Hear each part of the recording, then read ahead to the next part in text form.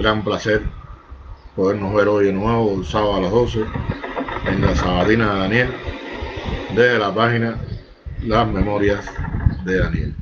Estamos saliendo, recuerden, por Granma, estamos saliendo además por Trabajadores y bueno, por varios lugares más que hacen posible que hoy esté, bueno, mira qué maravilla, hoy me está saliendo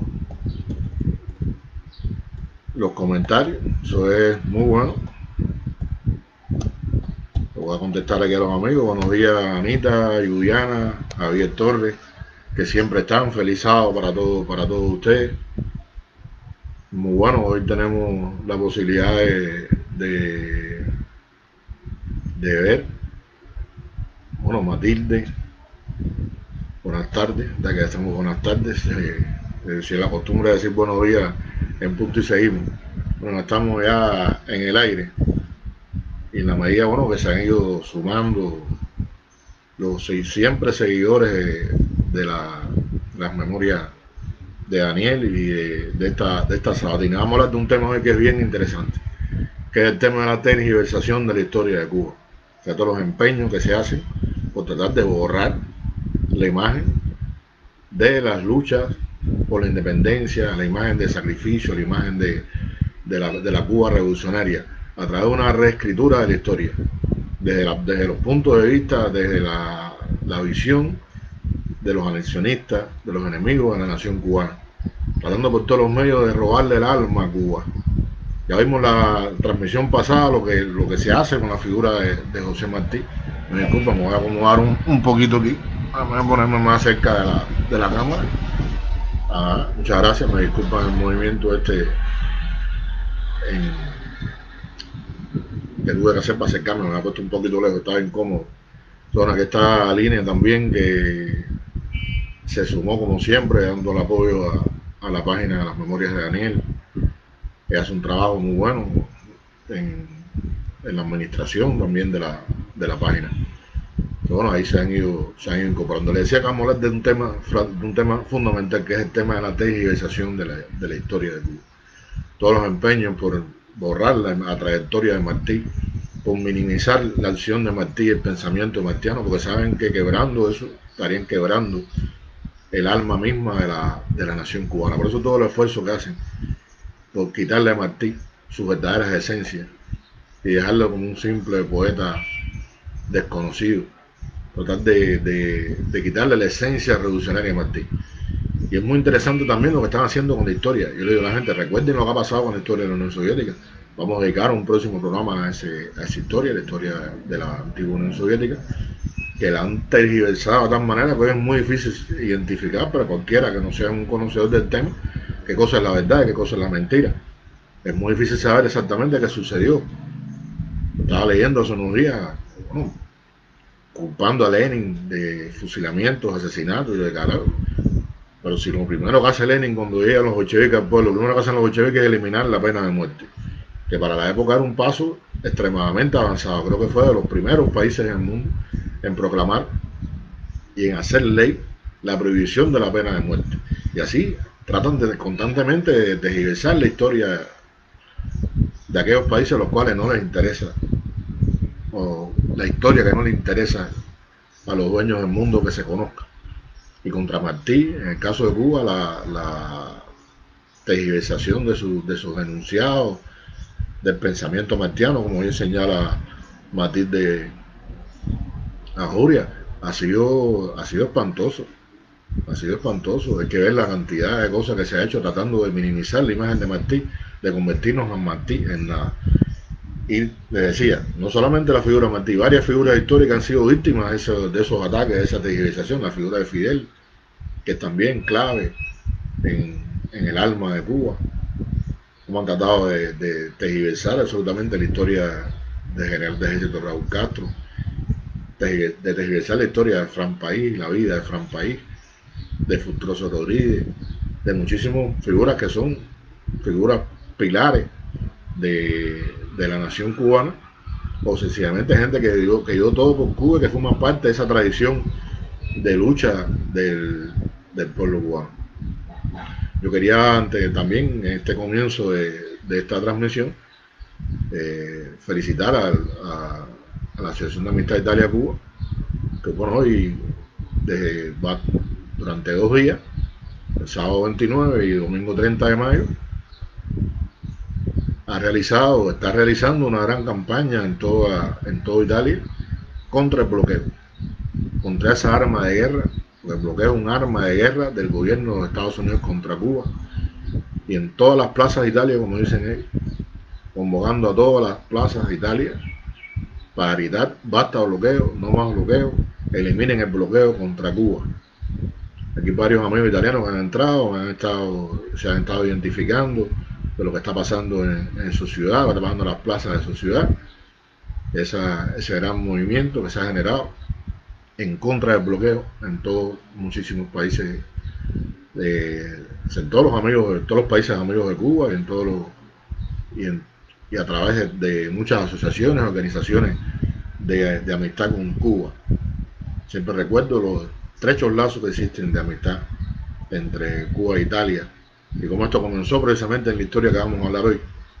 Vamos a hablar de la historia de la guerra de independencia me disculpen, de la tergiversación de esa historia, de la manera que han tratado de eliminar la parte revolucionaria de esta historia. Entró Elena Macera Arigoni, muchas gracias. Abajo el bloqueo, Elena. Han tratado de tergiversar la historia de Cuba. Yo le decía, encontré hace poco, y lo cogí como tema porque no es la primera vez que lo veo, un escrito de ABC, diario ese español, donde se dice que las cargas machetes fueron un invento para desprestigiar a España. Yo diría que todo lo contrario. Yo creo que cuando se escribe la historia de la guerra de independencia no hay nada que desprestigie tanto a España como el hecho de la tosudez de mantener colonizada Cuba, y el hecho y sobre todo los crímenes que cometieron en Cuba el colonialismo español, al que nosotros diferenciamos muy bien de España, del español, de todos los pueblos que habitan la península española. Nosotros sabemos y conocemos muy bien la diferencia entre una cosa y otra. Por el colonialismo español cometió en Cuba actos de genocidio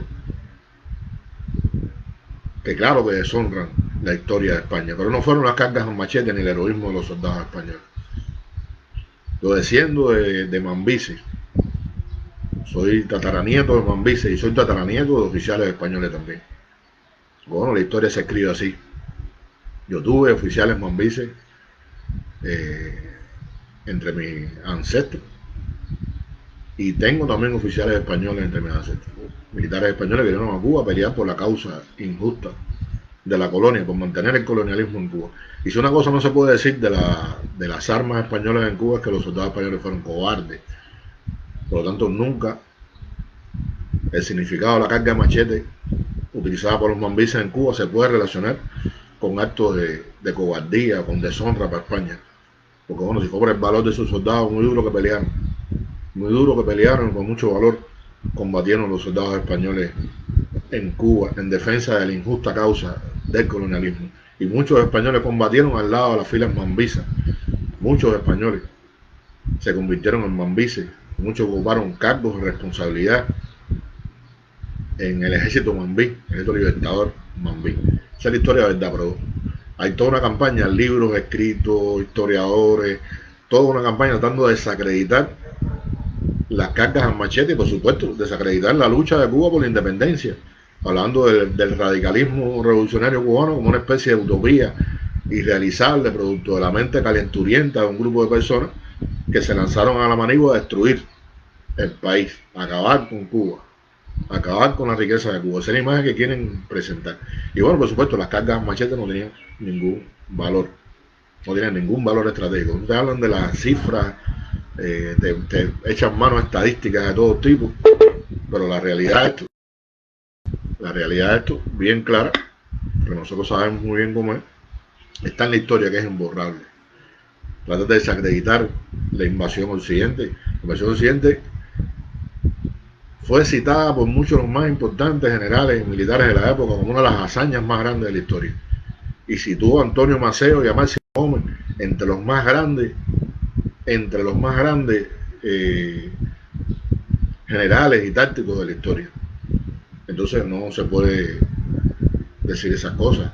O sea, la campaña de la reforma realizada por Máximo se estudió en manuales de guerra en Europa como ejemplo de estrategia militar para derrotar a un enemigo superior en armas y superior en pertrecho. Dense cuenta que para entender estas cosas, para hablar con justicia en estas cosas, hay que pensar correctamente en la cantidad de soldados que España tenía en Cuba. Por poner un ejemplo, la guerra del 95, solamente en la guerra del 95, España concentró en Cuba alrededor de 225.000 soldados, casi 250.000 de soldados en Cuba tenía, sin contar a las tropas que brindaban a los voluntarios residentes en Cuba, los españoles residentes en Cuba, voluntarios, el cuerpo voluntario español. Y eso sin contar los cubanos apátridas que lucharon a favor de España de la fila de las guerrillas, de las contraguerrillas, aquellas terribles que tanto daño hicieron, sobre todo a los civiles cubanos, que tantos crímenes cometieron a nombre de España contra los pacíficos cubanos, donde quiera que llegaban, y contra los combatientes cubanos heridos. Esas grandes hazañas que realizaron asesinando heridos en los hospitales de sangre y demás. Entonces, era incalculable el número de las fuerzas españolas en Cuba en la guerra del 95. En la guerra chiquita fue incalculable la desproporción, y lo fue en la guerra de los 10 años. Esa guerra de los 10 años que hay que recordar siempre con reverencia, porque ese grupo de cubanos, ese grupo de patricios cubanos y hombres de pueblo cubanos que se unieron en el alzamiento para lograr la independencia de Cuba, sabían muy bien al enemigo que se estaban enfrentando. Quizás esperaron en algún momento contar con la ayuda de varios pueblos del mundo, ayuda que no sucedió como se esperaba. Como pensaron que la República de los Estados Unidos, que la República estadounidense los iba a ayudar en su empeño por lograr la independencia de Cuba. Me dice Aline que en México también están desarrollando en estos momentos dos actividades contra el bloqueo, y en varios países de América también, les decir, en el mundo entero. O sea, está ocurriendo en muchos lugares del mundo, en toda una campaña contra el bloqueo, que identifica muy bien quién es el culpable, con una característica de los movimientos de solidaridad que identifica muy bien quién es el responsable. No se puede poner al mismo nivel al pueblo de Cuba con el pueblo de Estados Unidos, con el gobierno de Estados Unidos, disculpa. No se puede poner en el mismo plano. No se puede diferenciar gobierno y pueblo cubano, como nosotros nos diferenciamos gobierno y pueblo estadounidense, porque o sea, nosotros diferenciamos aquello, nosotros aquí no podemos diferenciarlo, porque el pueblo estadounidense, mucha gente del pueblo estadounidense, muchos norteamericanos están en contra del bloqueo y se movilizan contra el bloqueo, pero el gobierno de Estados Unidos es responsable de usar esa arma del bloqueo contra Cuba. Es una decisión unilateral. Cuba no ha hecho nada contra Estados Unidos. No ha sido el bloqueo una respuesta a una acción de Cuba contra Estados Unidos, ha sido precisamente un arma utilizada para rendir a Cuba. Entonces, bueno, nos alegramos mucho que esté ocurriendo en el mundo todo este movimiento internacional contra el bloqueo, sincero, honesto, que identifica muy bien quiénes son los culpables de esta guerra. Disculpen esta fecha, pero es importante. Esto se trata de una conversación. Estaba viendo a línea y yo, caramba, no puedo pasar por alto y aclarar que estoy hablando de todo lo que está ocurriendo. Mencioné Italia, pues bueno, italianos me mandaron y pude ver la convocatoria de lo que está sucediendo en las plazas en Italia, que es enorme, lo que está pasando en estos mismos momentos, a partir del trabajo que ha hecho la Asociación de Amistad Italia-Cuba, como está haciendo México y como están haciendo en otros lugares del mundo. Les decía, guerra de independencia, la desproporción era bestial.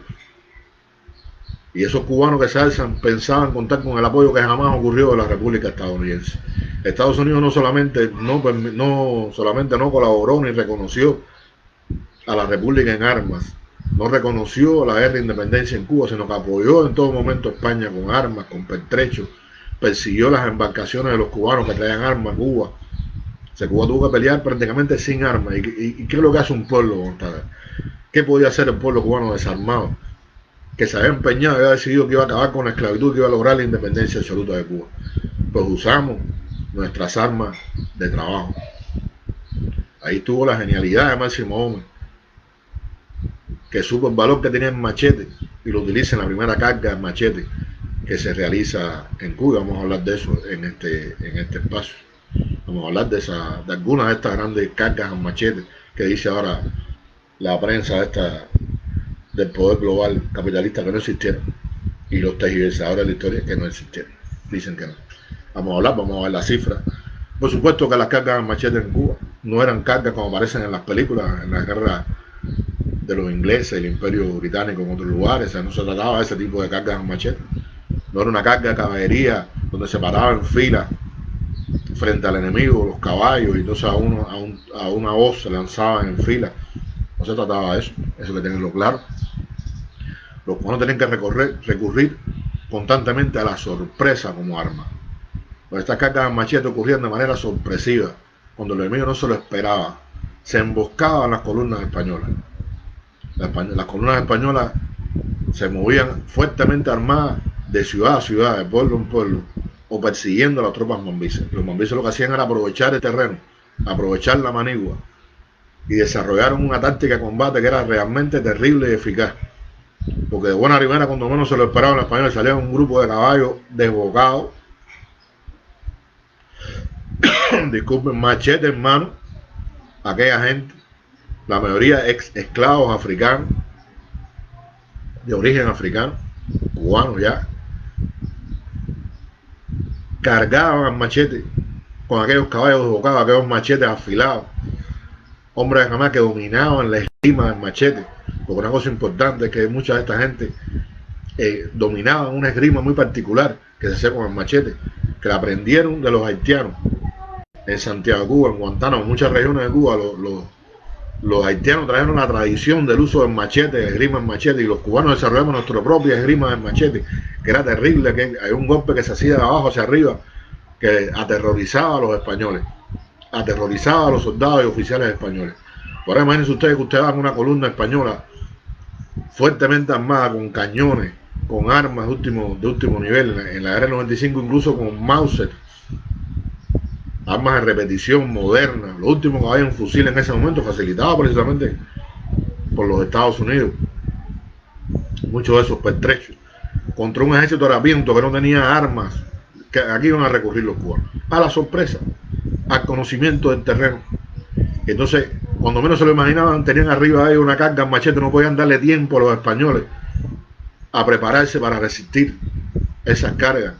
Entonces entraban con los caballos desbocados, el caballo era un arma, encendían los cañaverales alrededor, utilizaban las yaguas con los exploradores para levantar nubes de polvo, para dificultar la puntería de los soldados españoles, y se lanzaban contra los cuadros españoles a caballo limpio, a derribar a quien se encontraran y a machetear, porque era suave, no tenían municiones, no tenían fusiles muchas veces para disparar.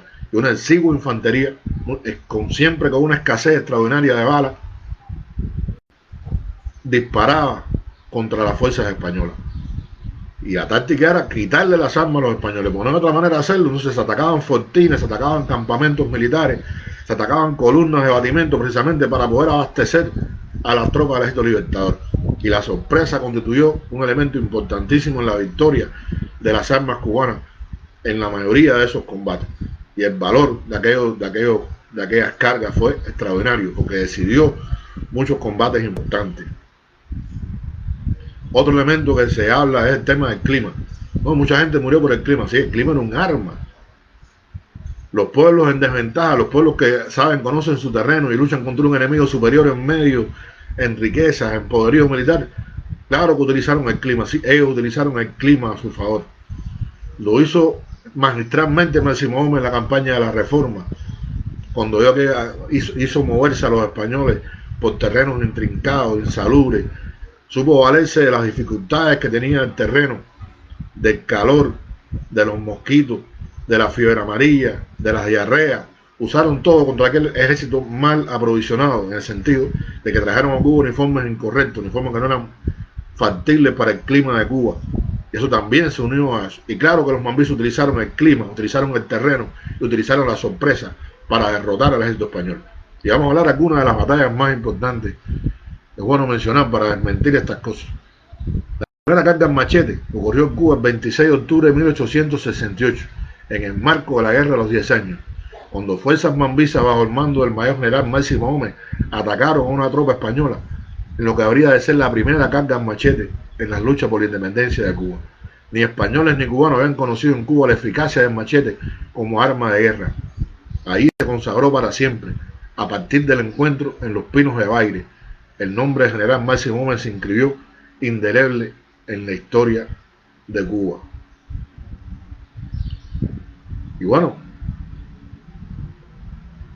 esa fue la primera carga en machete. Y ahí, a partir de ahí se comenzó a usar y se generalizó el uso de este tipo de cargas y el uso de la sorpresa, en el cual Ignacio Aramonte se convirtió un verdadero maestro. Ignacio Aramonte organizó las fuerzas camagüeyanas y creó aquella caballería eficaz. Porque además una característica también que tenía este tipo de guerra era la necesidad de una movilidad extrema.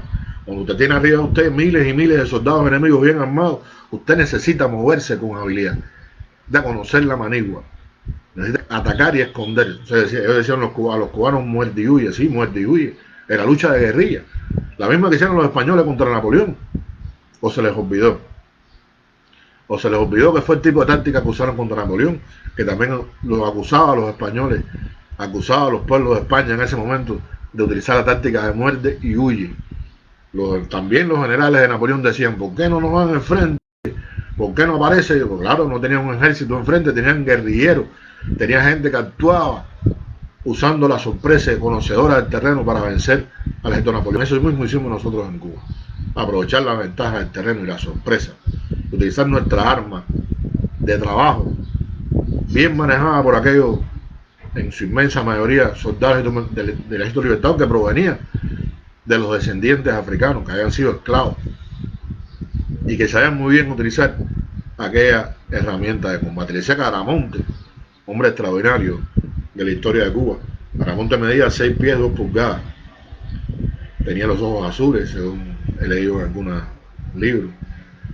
Un hombre además con una prestancia extraordinaria, una autoridad extraordinaria en las tropas mambisas. Organizó una caballería eficaz. De él es la frase famosa cuando alguien le pregunta que con qué va a continuar la guerra después de la tremenda ofensiva de los españoles, y él dice, con la vergüenza de los cubanos. Con la vergüenza de los cubanos se organizaban, se llevó a cabo se llevaron a cabo aquellos combates, aquellas batallas. En otra oportunidad en que se acerca a la ciudad y pretende tomar la ciudad, luego fue la misma ciudad de Camagüey, Puerto Príncipe, y él le pregunta que con qué contaba él, y él responde, bueno, eso responde con la vergüenza de los cubanos. Eso fue. Pero también en esta oportunidad él dice, cuando le pregunta que dónde están las armas con que se va a combatir, con qué armas van a combatir los cubanos, le dice, allá adentro las hay. O sea, que hay que entrar y quitarle las armas a los españoles. Eso era un principio. Y este hombre supo organizar aquella caballería que tanto temían los españoles. Bueno, mira, estamos hablando de deshonra, es una cosa de deshonra a España y deshonra a los españoles. Fue lo que aconteció con la muerte de Aramonte. Cuando Aramonte cae en combate, era la suerte que corrían muchos los jefes militares mambises que siempre combatían adelante. Cuando cae en combate y lo capturan, su cuerpo, los españoles cometieron la deshonra y esparcir la ceniza al viento. O sea, queman el cadáver de Ignacio. Y cuentan que incluso hay un militar español que comete la bajeza de golpearle el rostro del cadáver tendido. Eso sí deshonra a España. No deshonra a España enfrentar a los mambises en combate. Lo deshonra las barbaridades que hicieron y cosas cobardes como esta que hizo este militar español. Y una de las proezas más grandes de Ignacio va a ser precisamente el rescate de Sanguilí. Una proeza militar de la guerra de los 10 años, llevada a cabo por Ignacio y sus hombres, donde el brigadier Julio Sanguilí ha sido apresado por una columna española y Aramonte declaró la necesidad de rescatarlo vivo o muerto. A como llega al lugar, escoge a 35 hombres y ataca la columna dirigida por el comandante César Matos, y a fuerza de machete rescatan a Sanguilí, anotándose de paso una importante victoria política para las fuerzas cubanas. ¿Cómo ocurren los hechos? El 7 de octubre, Ignacio Aramonte y unos 70 jinetes acamparon en el potrero cercano a Puerto Príncipe. Era un merecido descanso después de intensas marchas. Había sido el año anterior un año difícil para las tropas mambisas por la ofensiva implacable que habían desarrollado los españoles y por la guerra de exterminio que estaban llevando los españoles contra los cubanos. Y ese día se conoce la noticia de que Julio Sanguilí, acompañado de 2 ayudantes, había salido del campamento y se había dirigido al bohío de una familia campesina amiga. Hay muchas versiones sobre la presencia de Sanguilí en el rancho de Cirila López Quintero. Algunos dicen que tenían una relación de amores, otros que había ido a reparar, ahí le cosían su ropa, le preparaban su ropa, le lavaban su ropa. Era una visita frecuente en casa de Cirila López. Y mientras guardaba por su vestuario el desayuno que le preparaban, apareció de repente una patrulla española que recorría la zona. Y en condición de prisionero, es conducido ante el general César Matos, jefe máximo de la tropa a la cual pertenecía la patrulla que lo había capturado. Los soldados españoles eran alrededor de 120, 150 soldados. Pero la audacia de uno de los acompañantes de Sanguilí, que logra escapar, facilita la información del apresamiento al campamento Mambí y le cuenta a Aramonte lo sucedido. Sin preguntar cuántos soldados españoles eran, Aramonte escogió 35 mambises y partió a rescatar al compañero de lucha.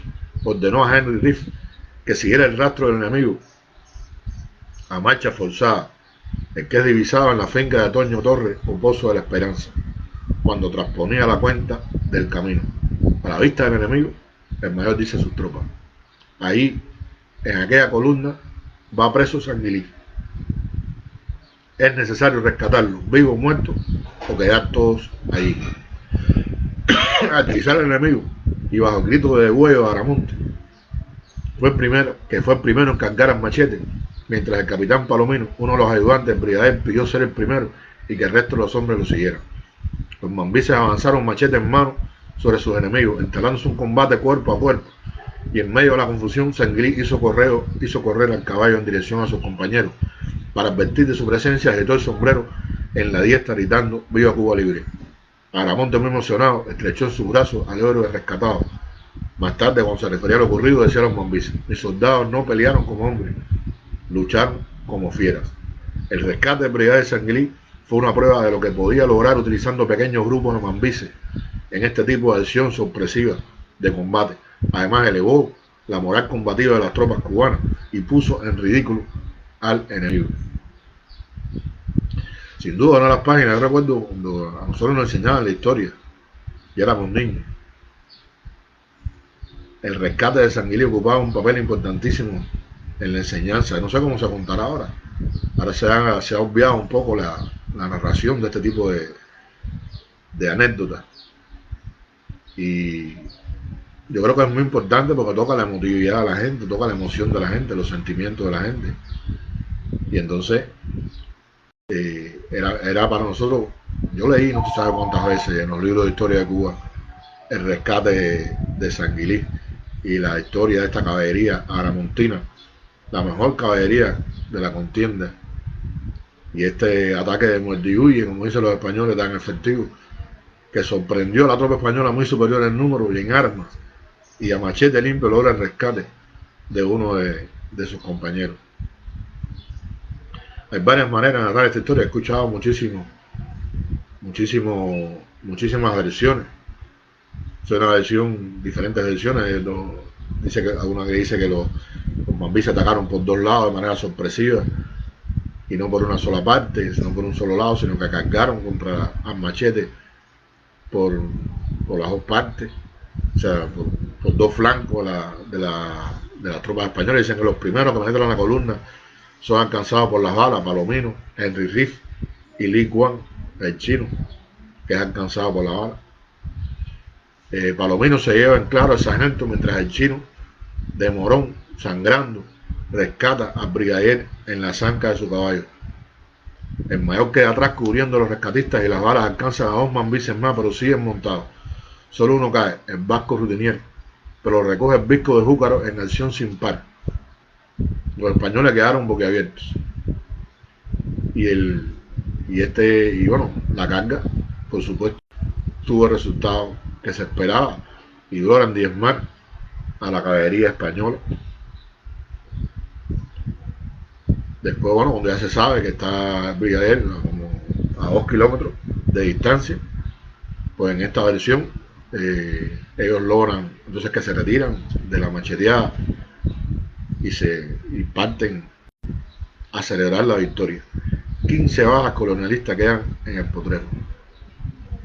10 jinetes y 5 fusileros caen en esta acción. Y los mambises logran salir todos del escenario del combate. Los que hayan sido heridos, incluso. Bueno, esta era un ejemplo de lo que es una carga en machete, de la efectividad de las cargas en machete de rescate de Sanguilí, donde los soldados de Aramonte pelearon como fieras. Podemos poner otro ejemplo del uso del machete, que está la batalla de Palo Seco, ocurrida el 2 de diciembre de 1873. El combate de Palo Seco fue un hecho ocurrido el 2 de diciembre, como le decía, en el municipio de Bogotá, enclavado en la provincia de Las Tunas, en el antiguo departamento de Oriente. En este combate de la guerra de los 10 años, en que participaron 600 hombres por parte del ejército español, 300 quedaron tendidos en la sabana, a la mitad. Piensa usted si era efectiva o no la carga de machete. Dicen ellos que no.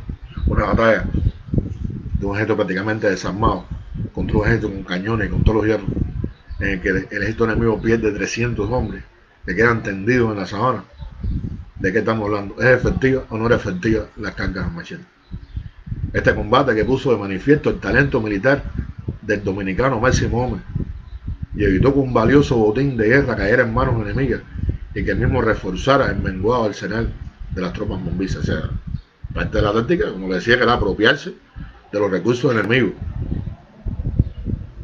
O sea, bueno, y aquí está, bueno, Gómez está realizando una operación en la zona de Weimar y arenga a las tropas ante la presencia del enemigo en los siguientes términos: soldados, una columna enemiga bastante fuerte ha salido a tomar un depósito de parque que guarda el general Vicente García y nuestro honor está comprometido, si a toda costa no evitamos esa desgracia. El violento choque de las tropas mambisas contra las españolas ocurrió en la sabana de Palo Seco. En poco tiempo se generalizó el combate y entonces, por orden de Gómez, el teniente coronel Baldomero Rodríguez fingió una retirada hacia donde estaba emboscado el grueso de las huestes libertarias. Los españoles cayeron en la trampa y el enfrentamiento alcanzó una dimensión extraordinaria, por lo que el área entre el escenario principal y el lugar conocido por San Rafael estaba cubierto de cadáveres. Pocos efectivos colonialistas pudieron escapar hacia San Rafael, con uno de sus jefes al frente, el comandante Mariátegui, pero hasta allá los persiguió Baldomero Rodríguez con sus hombres, que asaltaron las trincheras enemigas para obligarlos a la rendición incondicional. El combate fue una de las más extraordinarias muestras de la capacidad táctica general en jefe del ejército libertador. Fue destrozada una columna enemiga de 600 hombres, 500 de los cuales quedaron en el campo, incluido su jefe, el teniente coronel Vinci, y 53 cayeron prisioneros. Aquí la 510 cifra aparecen los muertos y los heridos. Hubo 300 muertos en este combate. A pesar de lo encarnizado de la batalla frontal, la parte cubana solo tuvo 20 bajas, entre ellos 17 heridos de alguna gravedad, incluido el coronel Gregorio Benítez, y la pérdida definitiva del valiente soldado de la escolta de Gómez, Morán Rodríguez, y otros 2 combatientes de la infantería. Otro ejemplo, el uso del machete, que logra hacer que los cubanos alcancen una victoria extraordinaria, una de las más grandes victorias en la historia de los combates de la guerra de independencia, que ocurre el 2 de diciembre de 1873 en la batalla de Palo Seco. Podríamos hablar de otra batalla extraordinaria también, donde el machete también decidió la suerte de lo que estaba ocurriendo, la batalla de las Guásimas, importante combate de la guerra del 68 entre tropas cubanas al mando del mayor general Máximo Gómez, que pretendían invadir el occidente de Cuba, y fuerzas españolas al mando del brigadier Armiñán, destacadas para impedirlo. Las Guásimas fue uno de los combates más sangrientos de la guerra de independencia de Cuba, y aunque los mambises obtuvieron la victoria, tuvieron que detener el avance hacia el occidente para recuperar las pérdidas que tuvieron en este combate. Este combate ocurrió desde el 15 al 19 de marzo de 1874 en Camagüey, región centro-oriental de Cuba. Se enfrentaron las fuerzas del brigadier Armiñán, que tenían 3.000 hombres, contra las fuerzas cubanas comandadas por el mayor general Máximo Gómez. Además participaron otros destacados jefes militares cubanos como Antonio Maceo, Julio Sanguilí, Manuel Sanguilí y Modesto Díaz, y revisó las líneas cubanas del general Vicente García. ¿Cómo ocurrió todo? Bueno, a unos 36 kilómetros al sureste de Puerto Príncipe, en Camagüey, En una finca conocida como las Guásimas de Machado, tuvo lugar durante 5 días una de las más importantes acciones de guerra de la independencia. La batalla de las Guásimas no estaba prevista en los planes de Gómez, quien había tomado medidas para desorientar al enemigo con el fin de evitar cualquier enfrentamiento que pudiera comprometer la invasión a Occidente, que era el objetivo central. Sin embargo, el ejército español tenía conocimiento del propósito de los libertadores, por lo tanto había que hacer todo lo posible para evitar que los mambises pasaran a Occidente, por lo que habían aumentado los objetivos en las principales vías de acceso de Puerto Príncipe hasta la trocha de Júcaro a Morón. El jefe Mambí, informado de los movimientos del enemigo, tuvo la certeza de que el encuentro sería inevitable y ocupó con su fuerza una posición ventajosa en las Guásimas. En una primera fase de la batalla, Massieu trajo a la fuerza española una emboscada para aniquilarla con el fuego de la infantería y un golpe sorpresivo de los de a caballo. La caballería española esperaba una fácil victoria cuando se escuchó el grito de "Viva Cuba Libre" y fueron acometidos por la caballería mambisa, sufriendo numerosas bajas.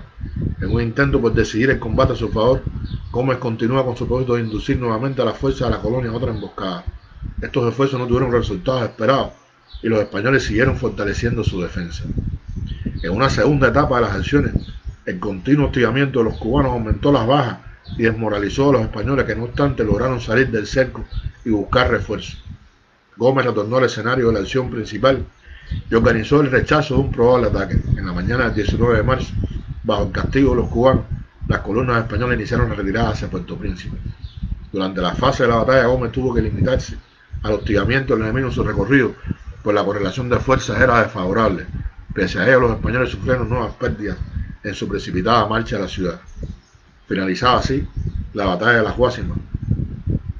En ella, el jefe Mambí aplicó en forma creadora los principios más importantes del arte militar: la iniciativa en la selección del lugar para enfrentar al enemigo y la sorpresa. En las acciones logró una efectiva cooperación entre las armas del Libertador, la infantería y la caballería. Puso en práctica emboscadas, aniquilamiento y de contención, cargas a machete, cerco y persecuciones.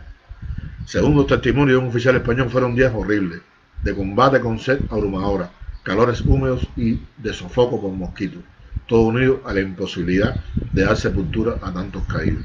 En los 5 días de combate, las fuerzas cubanas sufrieron numerosas bajas entre muertos y heridos, así como la pérdida de otros medios y recursos que habían sido dispuestos para la campaña invasora. El empeño de Gómez por rendir al enemigo, si bien le proporcionó la victoria, le requirió algún tiempo para restablecer la capacidad combativa de las tropas ante el ulterior avance a la provincia de Las Villas. Dicen que fue realmente una pavorosa las cargas a machete que ocurrieron en esos días. Y eso fue la guerra del 68. Vamos a seguir en la historia de Cuba, vamos a seguir por dentro de la historia de Cuba, vamos a ir navegando en la historia de Cuba y seguir recordando estas cosas que ocurrieron y que hoy dice el enemigo que no ocurrieron, que no tuvieron el balón que tenían, que las cargas de machete es un invento de los cubanos para darse gloria y deshonrar a España. Nunca he escuchado disparate mayor, pero estamos viendo los sentimientos patrióticos del pueblo español, de los diferentes pueblos que forman parte de la península española, de ese estado. Y entonces utilizar sentimientos, movilizar sentimientos para crear un efecto negativo sobre la causa cubana. Pero la verdad es que las cargas de machete decidían en las batallas. Le hemos puesto el ejemplo: Palo Seco, las Guásimas, el rescate de Sanguilí. Ya vamos a hablar en el 95 de una batalla que tuvo una tremenda relevancia, que fue la batalla de Martién. La batalla de Martién, los crucenses conocen muy bien de qué se trata. Una de las batallas más importantes, uno de los hechos más importantes de la guerra de independencia en el 95. Una acción militar que ocurre en el territorio del municipio de Cruces, en la provincia de Cienfuegos, el 15 de diciembre de 1895. Una batalla que se libró en apenas 3 horas, donde hubo una gran ventaja para las tropas cubanas. La arremetida feroz que ocurrió desarticuló completo la defensa de los españoles. Aquella batalla figuró entre las acciones que realizaron los mambises en la invasión occidente en la guerra del 95, liderada por Máximo Gómez y el lugarteniente general Antonio Maceo. Estaban preparados para entrar el 15 de diciembre en territorio cienfueguero, la columna invasora acampaba en las inmediaciones de Cruces, una floreciente zona azucarera en la región central del país. Por su situación estratégica, este poblado constituía un centro de marcada significación para las operaciones del ejército colonialista español. Para entonces se calculaban entre 8.000 y 10.000 efectivos militares entre los cuarteles generales de Las Cruces y Mal Tiempo. Según relata la historiadora Norma Normán Cabrera, el mando hispano había perdido el contacto directo con las tropas cubanas de días atrás, después de la acción de Siguanea en Corralillo. Sin embargo, no por ello descuidó las principales vías de acceso a la jurisdicción cienfueguera, sino que ordenó bloquearlas. Las tropas cubanas, formadas casi en un solo cuerpo, se rumbaron hacia el noroeste. Cerca de las 10 de la mañana pasaron frente al Central Teresa, donde se disponía a comenzar la zafa, y prendieron candela a los cañaverales.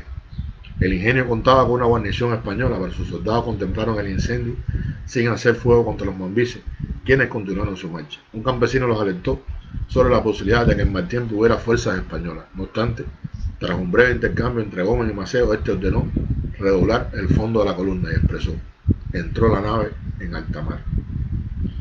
Cuenta que los primeros disparos provinieron de un grupo de patriotas locales, quienes desde la madrugada efectuaban un velorio cerca del camino de Mal Tiempo y divisaron al escuadrón de caballería española que protegía la columna.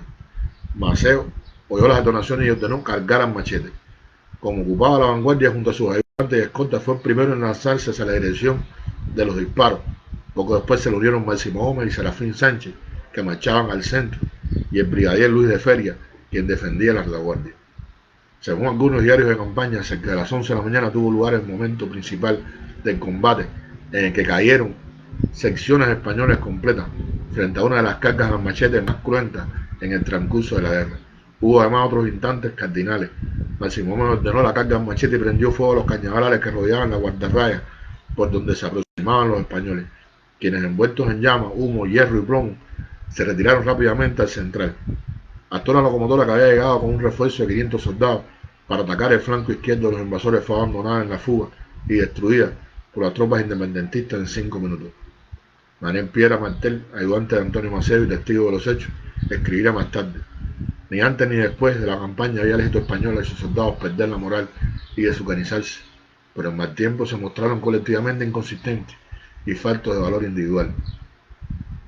Ante la tremenda carga, imagínense ustedes, cañaverales incendiados y aquella tropa española enfrentando a la caballería con las banderas desplegadas, marchando contra ellos al toque de huello. Los cubanos decían al huello, decían a la lata, aquellos machetes en alto, aquel golpe tremendo propinado por Máximo Gómez y por Antonio Maceo, una de las principales figuras del ejército libertador. Hay un amigo, Jorge Bojeve, también un amante de la historia de Cuba, que cuenta también de la batalla de Mal Tiempo. Le haré aquí un grupo de elementos que creo que es importante que se conozca. Los mambises que se aproximaban a las líneas hispanas eran el contingente invasor, bueno, ya lo sabemos. Y, bueno, dirigido por Antonio Maceo y Máximo Gómez, que han llegado a la zona de Cienfuegos, aplicaron la T incendiaria. El generalísimo tenía la ventaja adicional, que eso es bueno señalarlo, por eso vine al trabajo de Ojeda sobre ese tema. Tenía la ventaja adicional de contar con una red de inteligencia en el territorio cienfueguero y áreas aledañas, encabezada por la patriota Rita Suárez del Villar, quien firmaba sus partes secretos con el seudónimo de la Cubanita, en los cuales se informaba acerca de todo el movimiento y composición de las tropas españolas. Dirigido por el general Arsenio Martínez Campos, el mando peninsular enfrentó ese plan enviando alrededor de 10.000 hombres a la zona de Cienfuegos, Cruces y Mal Tiempo, con la misión de liquidar la invasión o por lo menos diezmarla y rechazar hacia las provincias de Camagüey Oriente. Por otra parte, el ejército español le esperaba para destruirla definitivamente con un movimiento de yunque y martillo. Para Gómez y Maceo el plan de batalla era simple y claro. Cada jefe tenía la orden de cargar sin dilaciones al machete contra las tropas hispanas y no darles tiempo a organizar la defensa de los mencionados cuadros ni en líneas de tiradores. Era impensable comprometerse en combate de posiciones cuando por lo general los mambises no contaban con más de 10 cartuchos por combatiente y sus armas de fuego eran de inferior calidad a las del contrario. Pero no todo salió bien y la vanguardia cubana no tuvo la rapidez necesaria y a ambos flancos la posición del capitán Osorio Sánchez y sus hombres. El resto de las tropas de la metrópoli formaron las posiciones defensivas para enfrentar una lucha de vida o muerte entre el fuego de fusilería y el filo de los machetes insurrectos. Los dos legendarios mambises, a pesar de perder el factor sorpresa, se abalanzaron con alrededor de 250 jinetes contra las formaciones ibéricas erizadas de bayoneta que fueron arrolladas al dejar entrar la caballería en su perímetro defensivo, convirtiéndose los dispersos soldados en fáciles blancos en machete mambí, bajo el cual perecieron. Ahí la cifra, pues habla de 200, quien habla de 300, quien habla de 400 muertos. Bueno, pues a eso se refiere, 200 sucumbieron, entre ellos alrededor de 7 oficiales, mientras más de 100 efectivos fueron heridos. El valiente capitán español Odrocio Sánchez y una parte de su compañía fueron los primeros en demostrar con sus vidas que fue fatal el exagerado optimismo por el nuevo fusil y la añejada táctica de los generales españoles de la formación en cuadro. Aquí los españoles, la tropa estaba armada con fusiles Mauser de repetición modernos y las fuerzas mambisas, por supuesto, contaban con el machete. Las fuerzas mambisas atacaron con éxito y impidieron el refuerzo de las tropas. Bueno, ¿saben cuántas bajas tuvieron los mambisas? Fíjense si es efectiva o no una carga en machete, si eran efectivas o no las cargas en machete. Bueno, los mambises en mal tiempo pues tuvieron 4 bajas, alrededor de eso. 4 bajas, entre las que se destaca un héroe casi anónimo llamado Sarabela, jefe de la caballería de Maceo, y quien inválido desde la campaña del 68 cabalgaba de lado en la silla de montar al tener amputada una pierna hasta el tercio del muslo. Otra carga en machete extraordinaria de la guerra por la independencia de Cuba, recordada por los cubanos, una gran hazaña de las tropas mambisas, donde el machete jugó de nuevo un combate entre las tropas insurrectas, mambisas, libertadoras y el poderosísimo y valiente ejército español.